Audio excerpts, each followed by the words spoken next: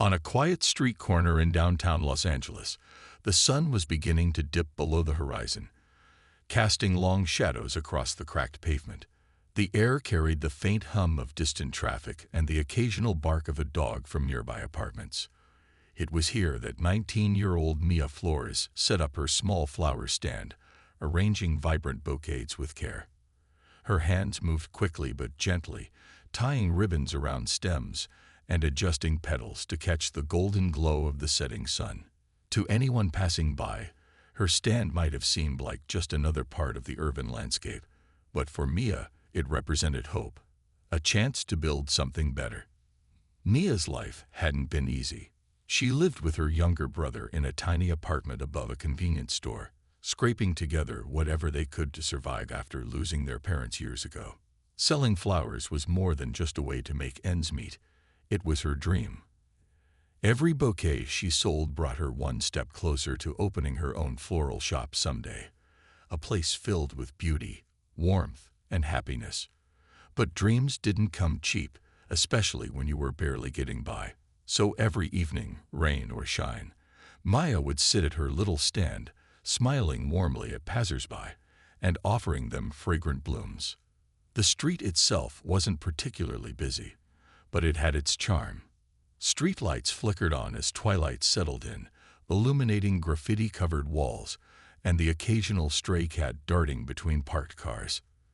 People hurried past, some clutching takeout bags, others chatting on phones. Few stopped to notice Mia's colorful display, though those who did often left with a smile, carrying a piece of her optimism with them. Tonight, however, there was an unusual tension in the air. Something felt off. As Mia adjusted a drooping daisy, she noticed movement out of the corner of her eye. At first, it was just a low rumble, almost imperceptible over the sounds of the city. Then came the unmistakable growl of engines, loud, throaty, and menacing. A group of motorcycles turned onto the street, their riders clad in leather jackets adorned with patches and insignias. They rode slowly, deliberately, as if claiming the road as their own. Maya froze, her heart skipping a beat. She recognized them instantly. The Iron Reapers, a notorious biker gang known for causing trouble wherever they went. Her grip tightened on the stem of a rose she'd been holding. Despite her fear, she tried to focus on her work, hoping they wouldn't notice her. But fate had other plans. One of the bikers slowed down near her stand, his bike idling noisily as he leaned back to survey her setup. His face was obscured by a helmet, but his posture radiated menace. He revved the engine once, twice, sending vibrations through the ground beneath Mia's feet. Then, without warning, he reached out and knocked over one of her baskets, scattering flowers across the pavement. Mia gasped, instinctively stepping forward to gather her scattered wares. "Please," she stammered, her voice trembling. "I'm just trying to sell flowers." But her plea fell on deaf ears. Instead, the rest of the gang circled around her, laughing and jeering. They mocked her makeshift stand, kicking over buckets of water and tearing apart her carefully arranged bouquets. Each cruel act sent a fresh wave of panic coursing through Mia's veins. She wanted to run, to scream for help, but fear rooted her to the spot. All she could do was watch as her hard work and her fragile sense of security was destroyed before her eyes. The bikers' laughter echoed through the quiet street, sharp and mocking, as they surrounded Mia's flower stand. Their leader, a towering man with a scared face and cold eyes, stepped off his motorcycle and removed his helmet. This was Razor, the infamous head of the Iron Reapers. His presence alone commanded fear, and tonight, he seemed particularly eager to assert his dominance. He glanced at Mia, who stood frozen, her arms wrapped tightly around herself, as if trying to shield her body from their cruelty. Well, Razor drawled, his voice dripping with sarcasm. "What do we have here?" "A little flower girl trying to make a living." He smirked, twirling his helmet in one hand while casually kicking aside a fallen bouquet. The petals scattered like confetti, though there was nothing celebratory about it. His cronies chuckled behind him, egging him on as he circled Mia like a predator sizing up its prey. Mia tried to speak, her voice shaking as she pleaded, "Please, I didn't do anything wrong. Just let me go." But her words only fueled their amusement.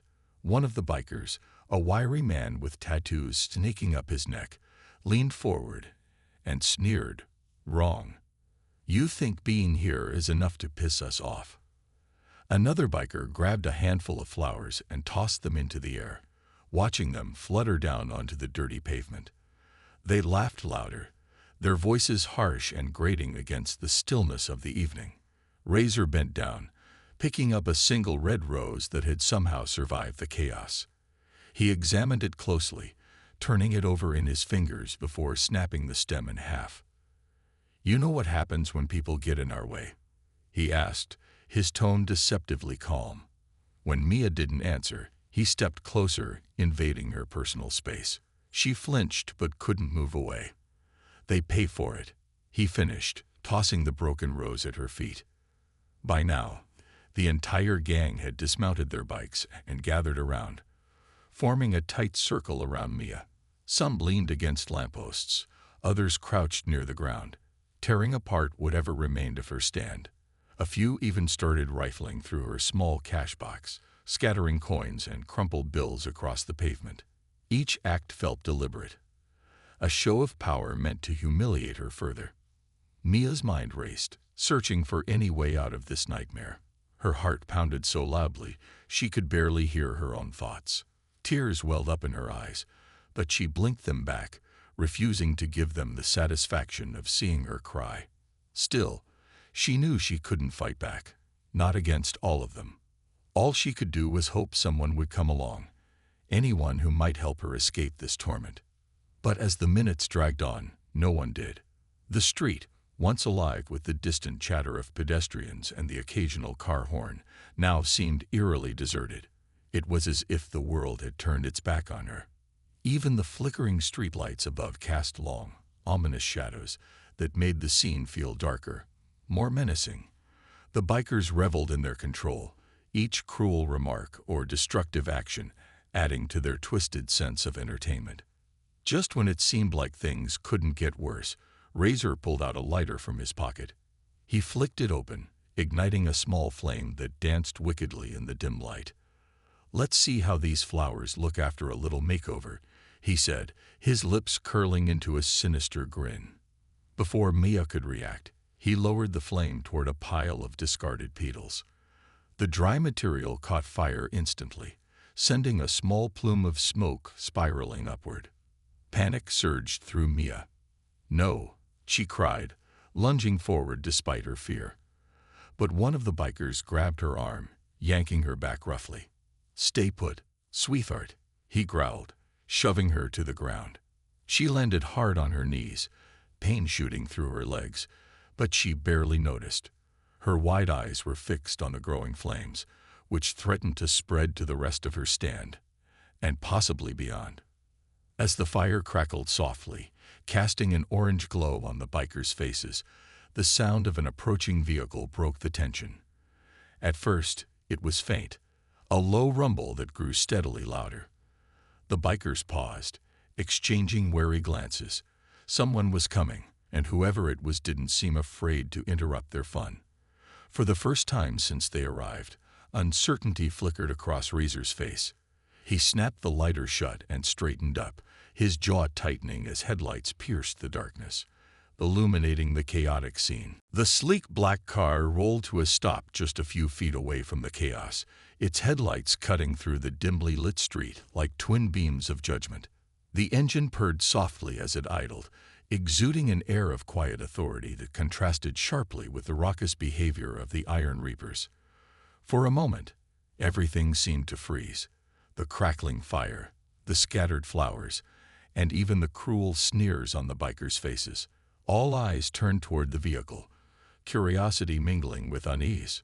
The driver's door opened slowly, almost deliberately, and out stepped a man who looked like he had walked straight out of another world.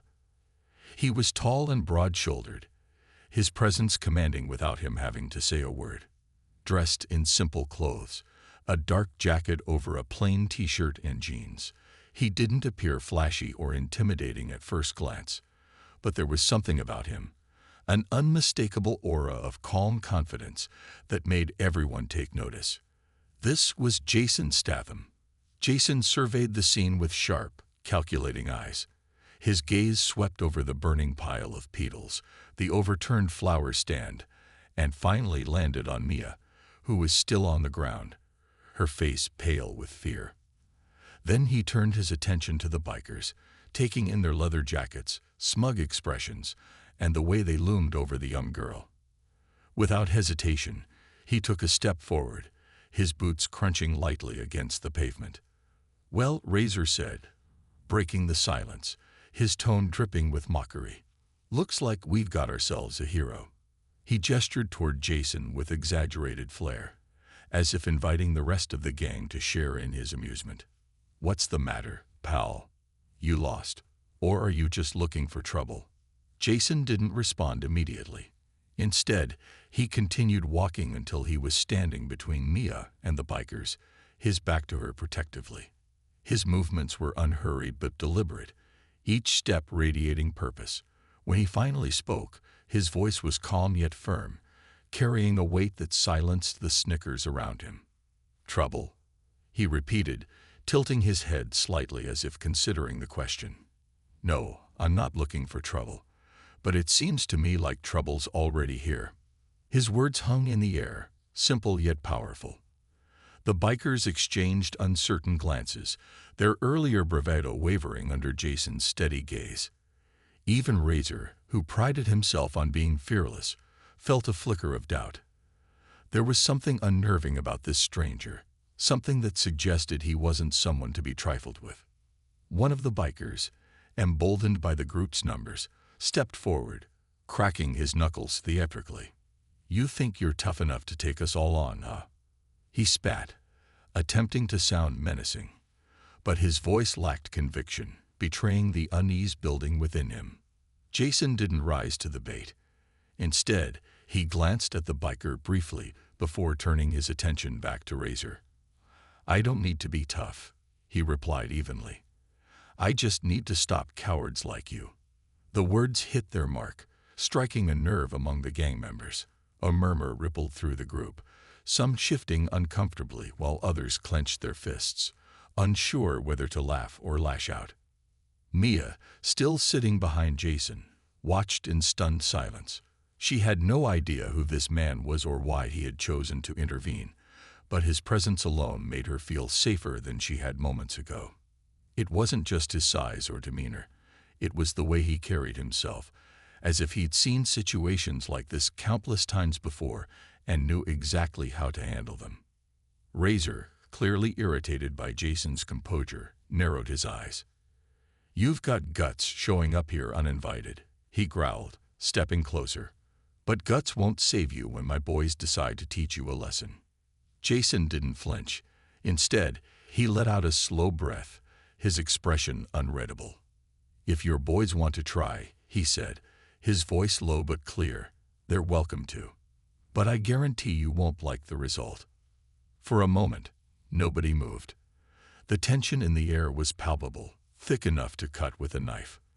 Then, without warning, one of the bikers lunged at Jason, aiming a punch at his face. But Jason was ready. With lightning-fast reflexes, he sidestepped the attack, grabbing the biker's arm mid-swing and twisting it behind his back. The man yelped in pain, dropping to his knees as Jason held him firmly in place.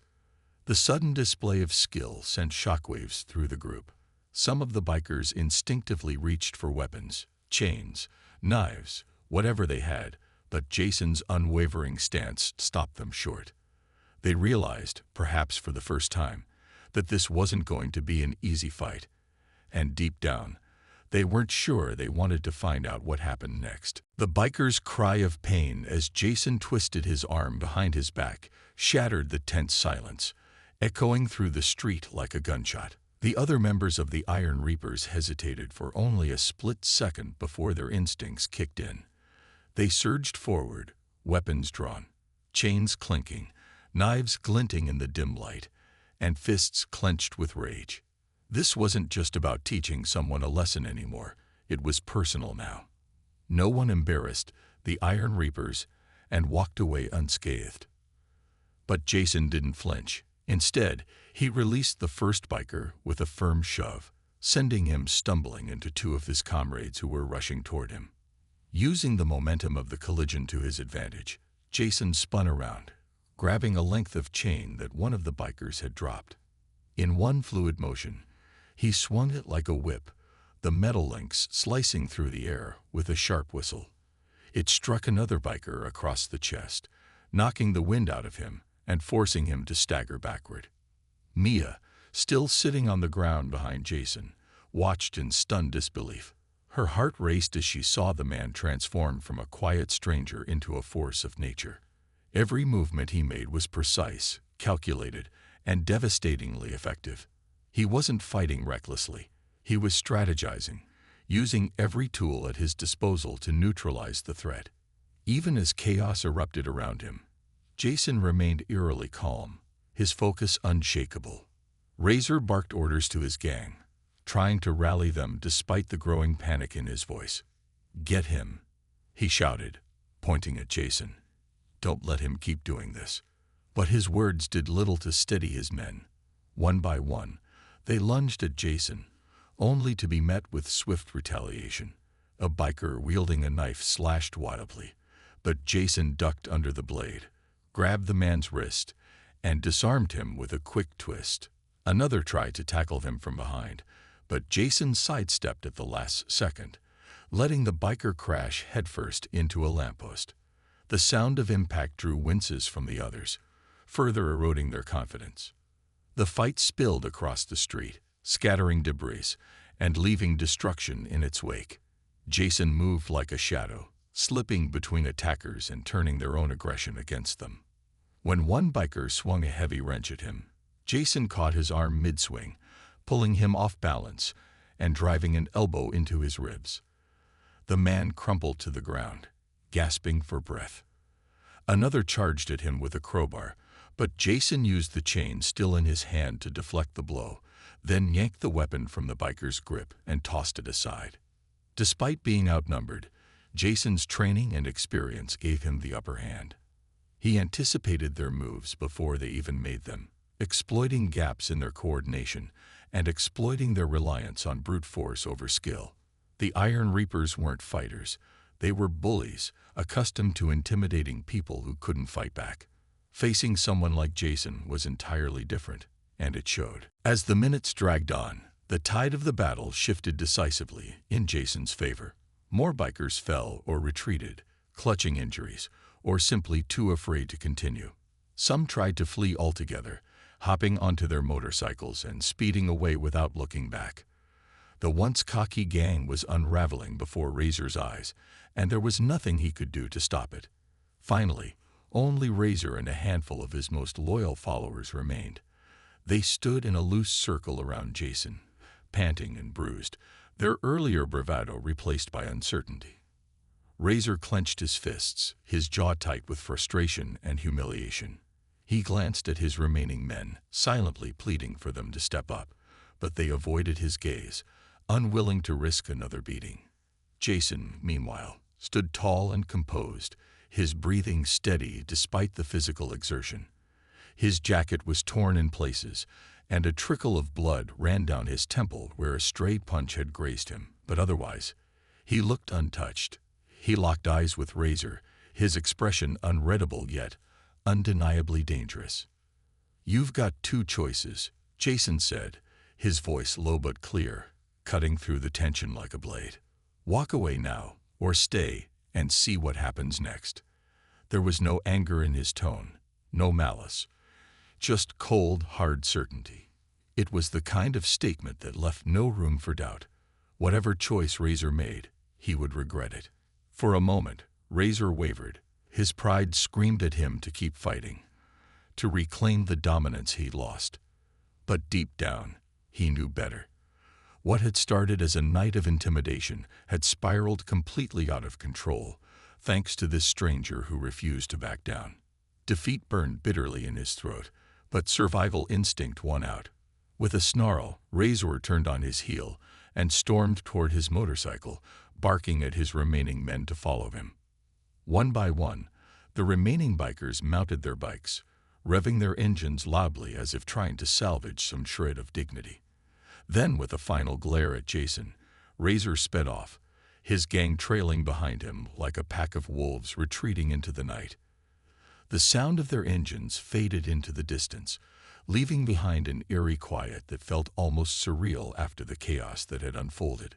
Jason stood there for a moment longer, watching them disappear. Only when he was certain they were gone did he finally relax, letting out a slow breath. He turned to Mia, his expression softening as he knelt beside her. "Are you okay?" he asked, his voice gentle now, free of the steel it had carried during the fight. Mia nodded shakily, tears streaming down her face, not from fear this time, but from relief. She opened her mouth to speak, but no words came out. Jason gave her a small, reassuring smile, placing a comforting hand on her shoulder. "You're safe now," he said simply. And for the first time that night, Mia believed it. The street was eerily quiet now, the only sounds being the faint hum of distant traffic and the soft rustle of scattered flower petals stirred by the night breeze. Jason stood up from where he had knelt beside Mia, brushing dust off his hands as he surveyed the aftermath of the chaos. The once vibrant flower stand lay in ruins, buckets overturned, water pooling on the cracked pavement, and colorful blooms crushed underfoot. It was a heartbreaking sight, but amidst the destruction, something remarkable had emerged. Hope. Mia finally found her voice, though it trembled with emotion. Thank you," she stammered, clutching the hem of her sweater tightly. Her wide eyes were filled with gratitude, but also disbelief. She couldn't fathom how this stranger had single-handedly taken down an entire gang without hesitation or fear. I don't even know what to say." Jason offered her a small, reassuring smile, his earlier intensity replaced by a calm warmth. "You don't have to say anything," he replied gently. "Just promise me one thing. You won't let them scare you away from doing what you love." His words struck a chord deep within Mia. Despite everything that had happened, they carried a simple yet powerful message: resilience. As Mia slowly rose to her feet, wincing slightly from the scrapes on her knees, Jason began helping her clean up the mess. Together, they gathered stray flowers, picking through the debris to salvage whatever they could. Some blooms were too damaged to save, their petals torn or stems snapped, but others still retained their beauty. Jason held up a daisy that had somehow escaped unscathed, holding it out to Mia with a lopsided grin. "Looks like this one survived," he said, his tone lightening the mood. Mia took the flower from him, managing a weak but genuine smile. For the first time since the bikers arrived, she felt a flicker of strength returning to her. This man, who had appeared out of nowhere, wasn't just helping her physically. He was reminding her that she was capable of overcoming adversity. But before she could fully process her thoughts, Jason's demeanor shifted again, his gaze scanning the area cautiously. "We should get you home," he said, his voice firm but kind. "It's not safe for you to be out here alone after what happened." He glanced at the remnants of the fire, which had burned itself out, leaving behind a charred patch on the ground. Though the immediate danger had passed, the memory of the Iron Reapers lingered like a shadow. Jason knew better than anyone that people like Razor didn't forget easily, or forgive. Mia hesitated, glancing at her makeshift stand.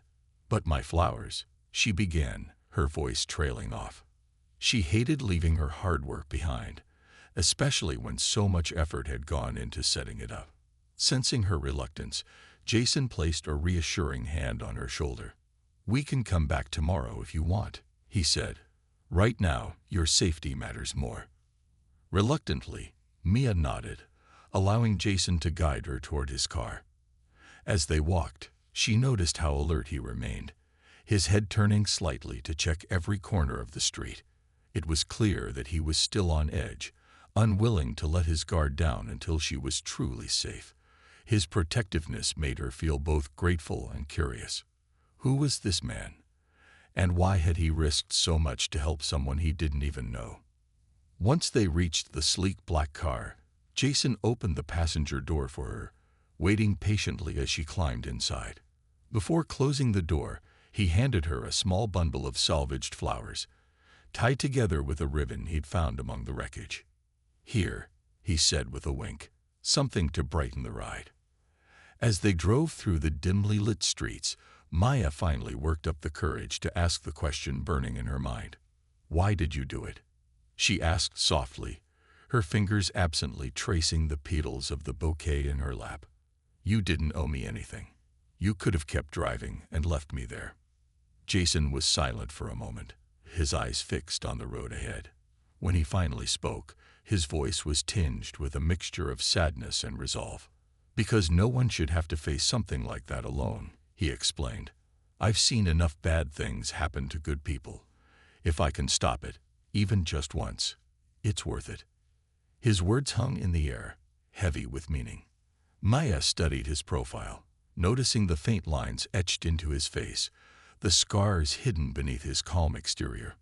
There was a story there, one she suspected went far deeper than tonight's events, but she didn't press further, sensing that some wounds weren't meant to be prodded. When they arrived at Mia's apartment building, a modest structure tucked between a convenience store and a laundromat, Jason insisted on walking her to her door.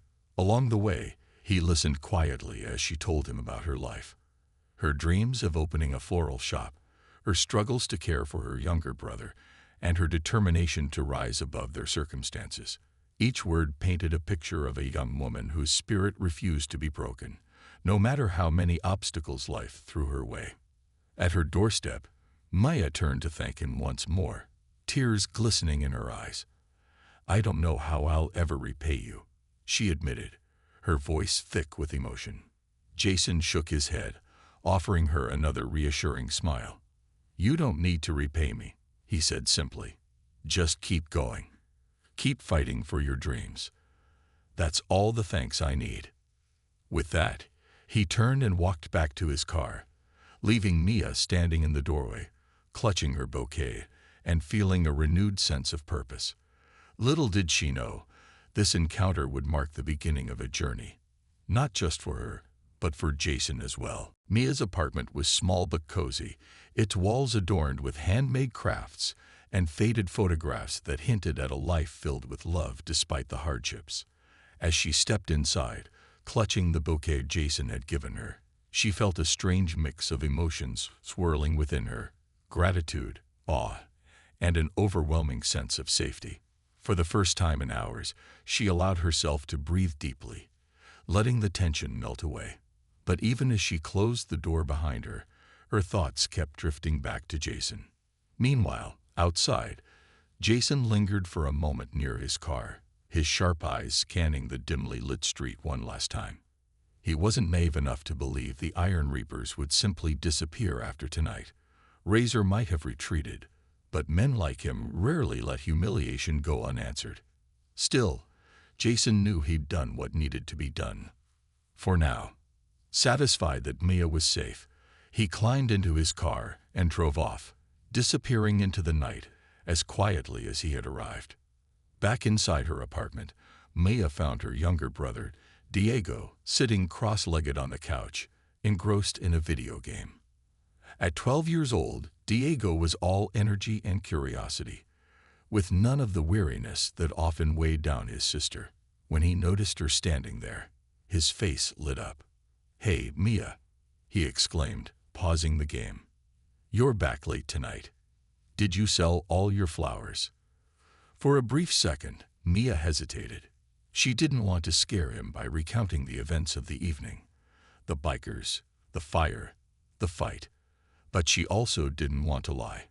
Instead, she forced a smile and sat down beside him, placing the salvaged bouquet on the coffee table. "Not exactly," she said softly. "Something happened, but I'm okay. Someone helped me." Diego tilted his head, his dark eyes wide with curiosity. "Someone helped you? Who?" Mia glanced at the flowers, then back at her brother.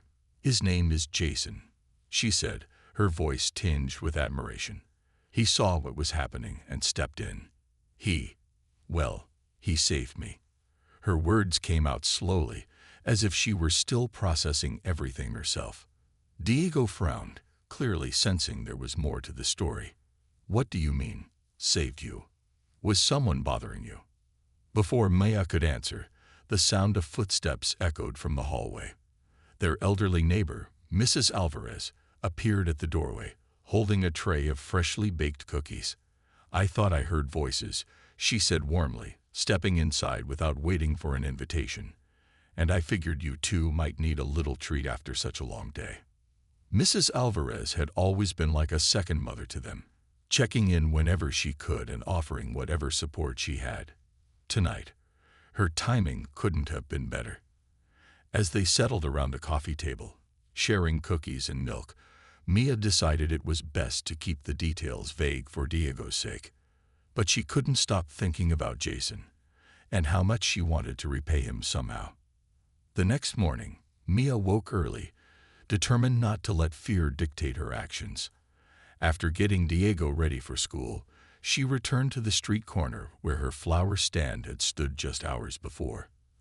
Though the area was still littered with debris, she began setting up again, refusing to let the memory of the previous night deter her. Passers-by stopped to ask if she was okay, some even offering to help clean up.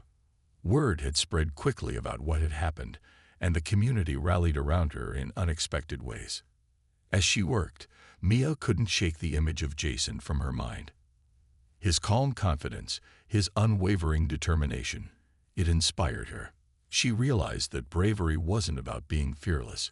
It was about facing your fears head-on, no matter how daunting they seemed. And Jason had shown her exactly how to do that. Later that afternoon, as the sun dipped lower in the sky, a familiar black car pulled up to the curb. Jason stepped out, carrying a toolbox and wearing the same understated jacket from the night before. He approached Mia with a slight smile, his expression softening when he saw her hard at work. "Thought you might need a hand," he said simply, gesturing to the toolbox. Mia blinked in surprise, momentarily speechless. "You came back," she whispered, her voice filled with gratitude. "Of course I did," Jason replied, kneeling beside her to fix a broken leg on her stand. "Told you we'd come back tomorrow, didn't I?" Over the next hour, they worked together, rebuilding not just the stand but also Mia's resolve. Jason shared bits and pieces of his own story, how he'd once faced darkness himself, and how helping others had become his way of finding purpose. In turn, Mia opened up about her dreams, her struggles, and her determination to create a better future for herself and Diego. By the time they finished, the flower stand looked almost new again. More importantly, Maya felt stronger than ever. As Jason prepared to leave, he handed her a business card. The days that followed were transformative, not just for Mia, but for the entire neighborhood. Word of Jason's intervention spread like wildfire, painting him as a quiet hero who had stood up to the Iron Reapers. People began stopping by Mia's flower stand more frequently, not only to buy flowers, but also to offer their support.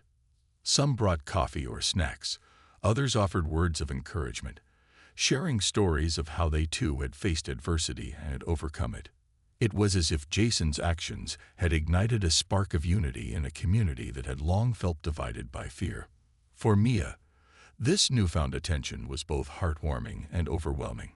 She wasn't used to being at the center of anything, let alone something so positive. Yet she embraced it with grace, using the momentum to fuel her dreams.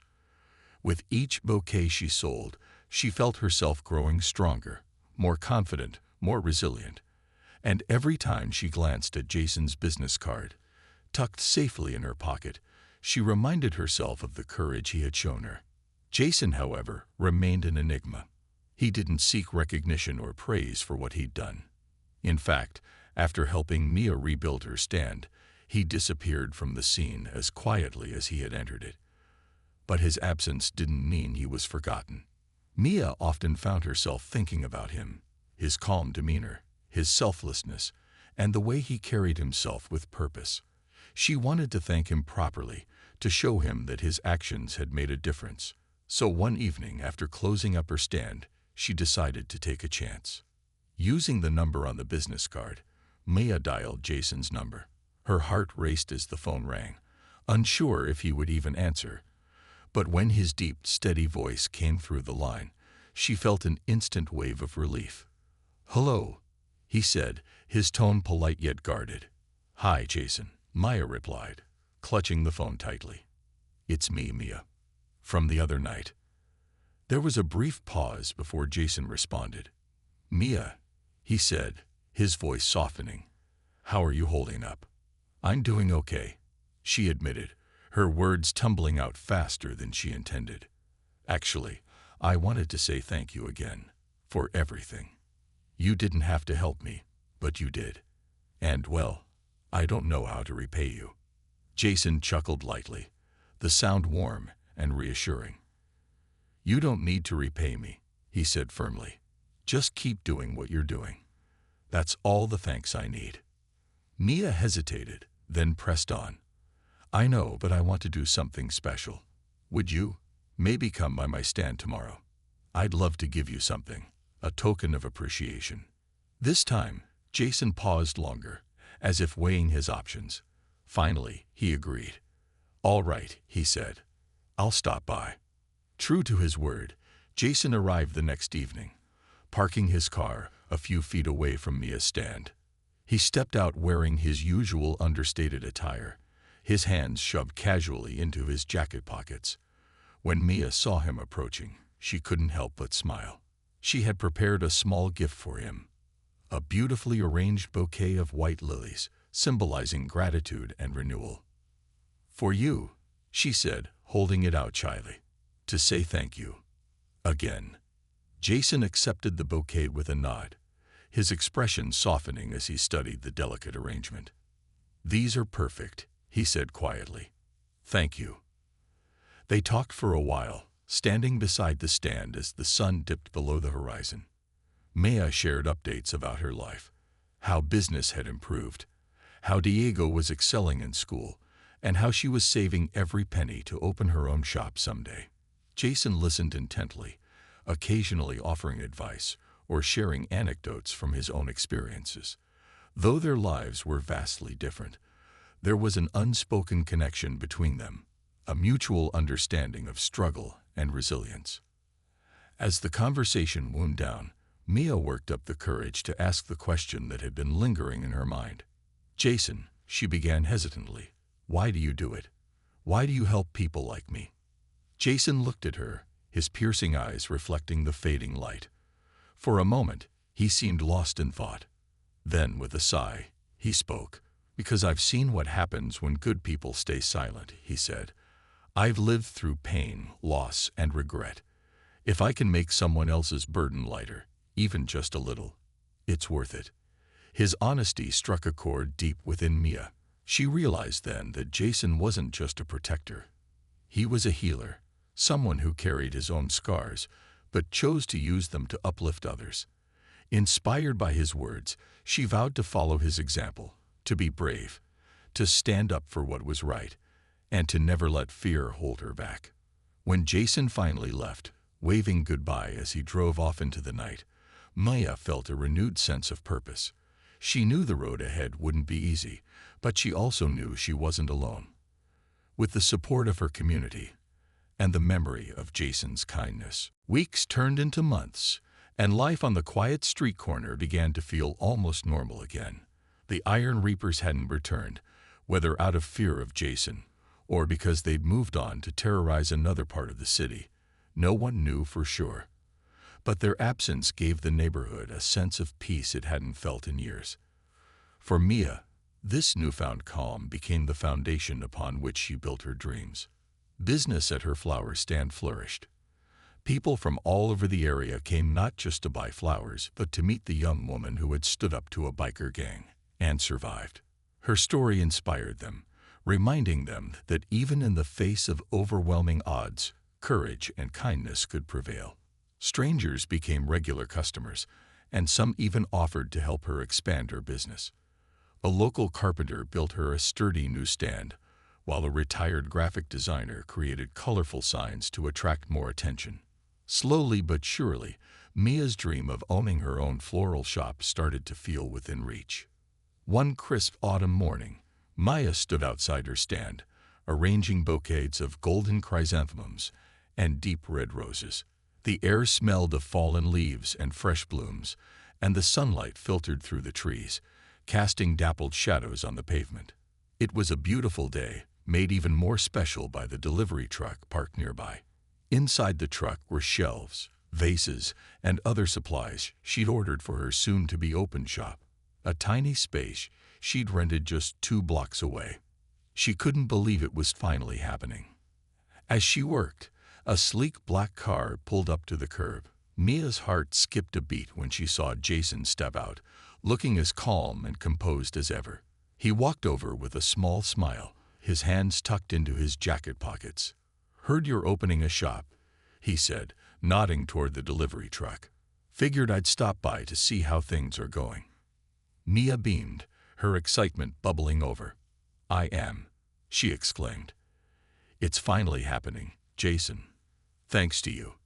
And everyone else who believed in me. I'm actually doing it." Jason raised an eyebrow, his tone teasing. "Don't thank me. You did all the hard work. But you gave me the push I needed," Mia insisted, her voice softening. "That night, you showed me what it means to stand up for yourself, to fight for what matters. I'll never forget that." Jason nodded, his expression thoughtful. "Just remember, it's not about being fearless. It's about doing what's right, even when you're scared. That's what makes you strong." They talked for a while, standing beside the stand where it had all begun. Mia shared her plans for the shop, describing how she wanted it to feel warm and welcoming, like a sanctuary for anyone seeking beauty and hope. She told him she planned to name it Iron Blooms, a tribute to the resilience she'd discovered within herself, and the man who had helped her find it. Jason chuckled at the name, clearly touched. "Fitting," he said, "but don't let the name fool people into thinking it's indestructible. Flowers are delicate after all." "Exactly," Maya replied with a grin. "That's the point. They're fragile, but they bloom anyway, just like us." When Jason finally left, waving goodbye as he drove off, Maya felt a deep sense of gratitude, not just for him, but for everything she'd been through. The hardships, the fear, the pain, they had shaped her, teaching her lessons she might never have learned otherwise. And now she was ready to share those lessons with others. The grand opening of Iron Blooms was a celebration unlike any the neighborhood had seen before. Locals packed the small shop, marveling at the vibrant displays of flowers and the cozy atmosphere Mia had created. Mrs. Alvarez brought homemade empanadas. Diego proudly showed off flyers he'd designed for the occasion, and even some of the people who had stopped to buy flowers months earlier returned to congratulate Mia. At the center of it all stood Mia herself, glowing with pride and joy.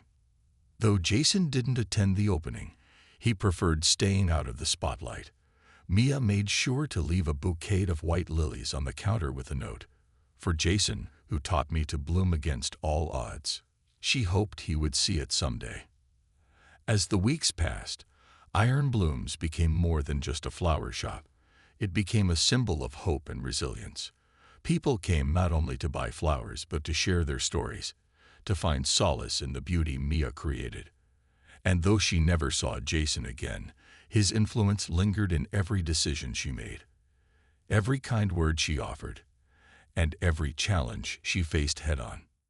In the end, Maya realized that true strength wasn't about fighting alone. It was about inspiring others to rise together. And thanks to one unforgettable night and the stranger who changed her life, she had found her place in the world.